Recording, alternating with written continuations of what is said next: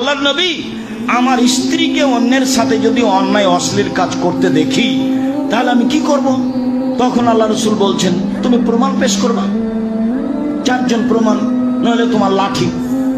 তখন বলছেন যে আল্লাহ রসুল বলেন কি, ওই সময় আমি প্রমাণ খুঁজতে যাব? ওকে আগে আমি মারবো, তারপরে কোনো কথা। এটা সাহাবী বললেন, ওই সময় আমি প্রমাণ কোথায় খুঁজতে যাব? ওকে আমি মারবো, তারপরে কোনো কথা। তখন আল্লাহ রসুল বলছেন, দেখছো তোমরা আবু সাইদ খুদরির কত আত্মমর্যাদা, তার আত্মমর্যাদায় ব্যাঘাত ঘটেছে। তার স্ত্রী অন্যের সাথে অন্যায় করছে, তার আত্মমর্যাদায় ব্যাঘাত ঘটেছে, সে তাকে মারবে।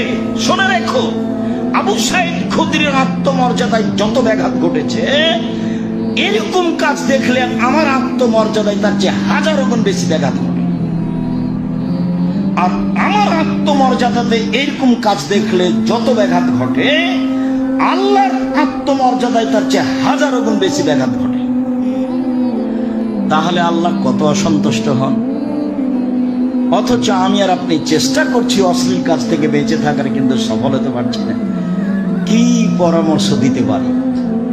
পরামর্শ এটাই, যেহেতু এখন সবচেয়ে কাছে, কাজে এখন বলি যে আল্লাহুম্মা নাসআলুকাল হুদা ওয়াত তাকা ওয়াল আফাফা ওয়াল গিনা।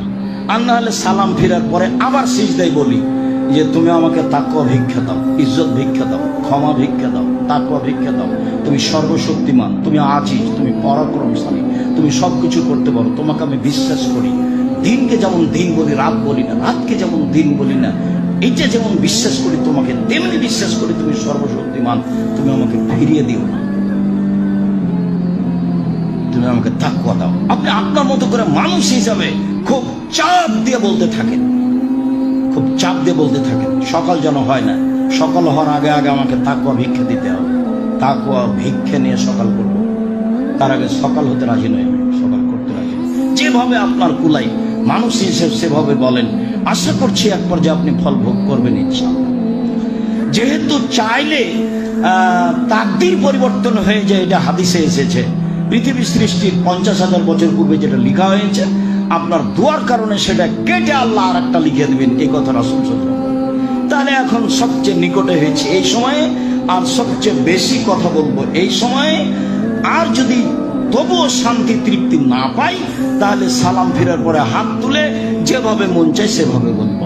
সম্মানিত দিনী ভাই, 2 সিজদার মাঝের দোয়া। আবু হুরায়রা রাদিয়াল্লাহু তাআলা আনহু বলেন, রাসূল সাল্লাল্লাহু আলাইহি ওয়াসাল্লাম বলেছেন, আল্লাহুম্মা গফিরলি ওয়ারহামনি ওয়াআফিনি ওয়ারযুক